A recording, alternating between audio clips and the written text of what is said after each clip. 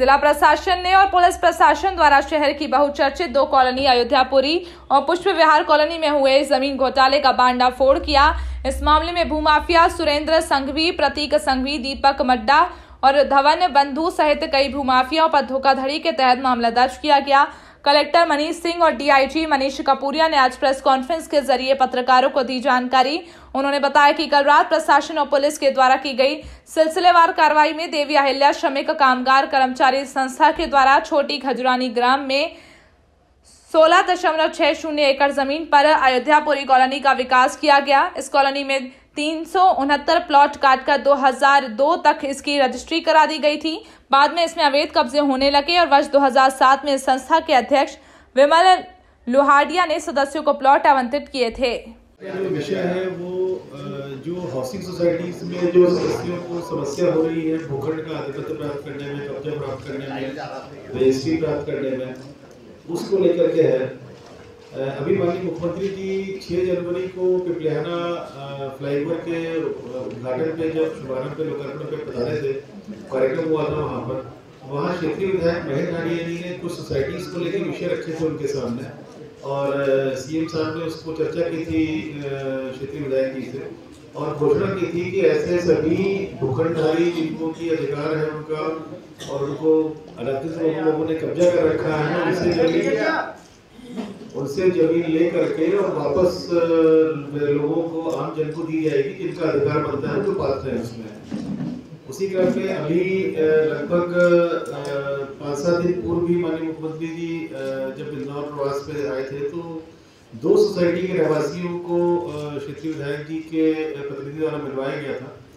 Ayodhyapuri colony थी देवी अहिल्या गृह निर्माण समिति की और पुष्प विहार कॉलोनी के रहवासी थे जो मजदूर पंचायत गृह निर्माण समिति में आती है। काफी बुजुर्ग लोग थे, उन्होंने व्यथा बताई थी, सीएम साहब ने बहुत गंभीरता सुना था और उसके बाद फिर सीएम माननीय मुख्यमंत्री जी ने हम लोग सब अधिकारियों की बैठक भी ली थी अगले दिन सुबह और उन्होंने कहा था कि इसमें कार्रवाई की जाए, ऐसे लोगों को न्याय दिलवाया जाए। इसकी जब जांच प्रारंभ की हम लोगों ने, जांच हम लोगों ने पहले भी कुछ की थी इसकी और ये पाया गया कि अयोध्यापुरी में लोगों के पास रजिस्ट्री थी और लगभग 15 से 20 साल के पहले की भी रजिस्ट्रियाँ थी वहाँ पर लोगों के पास में, कब्जा सहित रजिस्ट्री दी गई थी। खास बात यह है लोगों का आधिपत्य था उसमें और उसके बाद भी उनको जाने नहीं दिया जाता था। उनकी व्यथा ये थी कि वो लोग वहाँ जा नहीं सकते हैं, अगर जाते हैं तो उनपे धमकी आती है, दबाव आती है, लोग आ जाते हैं, गुंडागर्दी का माहौल हो जाता है और उनके प्लॉटों पे सैकड़ों ट्रक मलबा डलवा दिया गया था ताकि वो प्लॉट पे अपने कोई कार्य नहीं कर पाए, खड़े नहीं हो पाए प्लॉट पे। इसी प्रकार की कथा पुष्प विहार कॉलोनी में थी। वहां पर तो सबसे लास्ट रजिस्ट्री जो पहली रजिस्ट्री मिली है वो 85-86 की रजिस्ट्री मिली है जो लगभग 35 साल पुरानी है और वहां पर भी यही स्थिति थी। लगभग 2005 तक सभी रजिस्ट्रियां हुई थी, जो बंधक प्लॉट थे उनकी रजिस्ट्रियां भी हुई थी, किंतु वहां पर भी ये लोग जा नहीं पा रहे थे। किसी न किसी विषय को लेके अनाधिकृत लोगों द्वारा सोसाइटीज में कब्जा कर लिया गया था। कोई उसमें तलाश में विभिन्न जगह एफआईआर के पश्चात जब साक्ष्य का परीक्षण किया गया उसके उपरांत तलाश की गई थी। 2 आरोपी अभी हिरासत में लिए गए हैं, उनसे पूछताछ की जा रही है। शेष आरोपी अभी फरार है। एक आरोपी का अभी जेल में दाखिल होना ज्ञात हुआ है।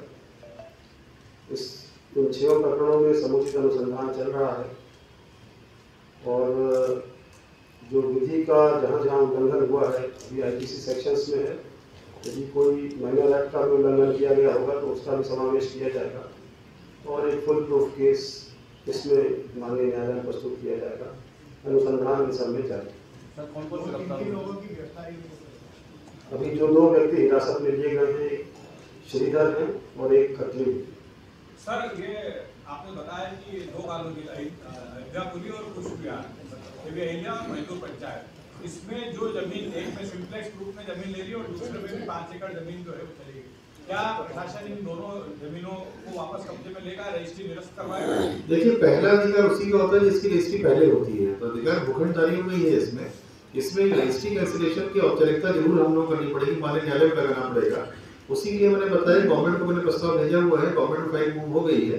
जैसे ही हम लोग अधिकार मिलेगा कि बिना स्टैंप ड्यूटी के हम लोग कोर्ट में केस लगा सकते हैं, एक्सेप्शन मिलते ही हम लोग केस लगा करके बड़े स्ट्रॉन्ग ग्राउंड में ये सारी रजिस्ट्री निरस्त कराने के लिए स्ट्रॉन्ग केस बना करके माननीय न्यायालय के समक्ष प्रस्तुत करेंगे। दूसरा सवाल मेरा ये था कि इंदौर में भूमाफिया के खिलाफ तो आपने बहुत असरकारक कार्रवाई की, इसके पहले भी कई बार भूमाफिया जो सोसाइटियों की जमीन को खुर्द-बुर्द करने में लगे उसमें प्रशासन ने कार्रवाई की, लेकिन इन सोसाइटियों से जो लोग जुड़े हैं, जो वास्तविक प्लाट धारक है, उनको समय पे प्लाट मिल जाए, प्लाट के लिए संघर्ष न करना पड़े। होता है कि भूमाफिया तो जेल चले जाते हैं, बाद में कार्रवाई चलती रहती है, लेकिन प्लाट धारक को प्लाट नहीं मिल पाता, उसके लिए क्या ठोस योजना? आपने बिल्कुल सही बोला ये, और दो चीजें इंपॉर्टेंट होती हैं इसमें। एक तो जो पात्र लोग हैं उनको भूखंड का अधिपत्य मिल जाए उनको, ताकि खड़े हो सके, जो नहीं हो रहा है इंदौर में हुआ है पर उतनी स्पीड से नहीं हुआ है जो आप बोल रहे हैं।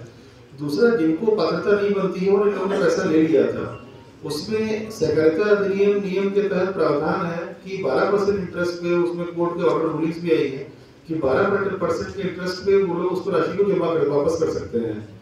तो ये चीज होनी चाहिए कि जो अगर मान लीजिए किसी में 100 भूखंड है, संस्था के पदाधिकारियों द्वारा तब किसी समय में 200 सदस्य बना लिए, उनको नहीं दे पा रहे हैं।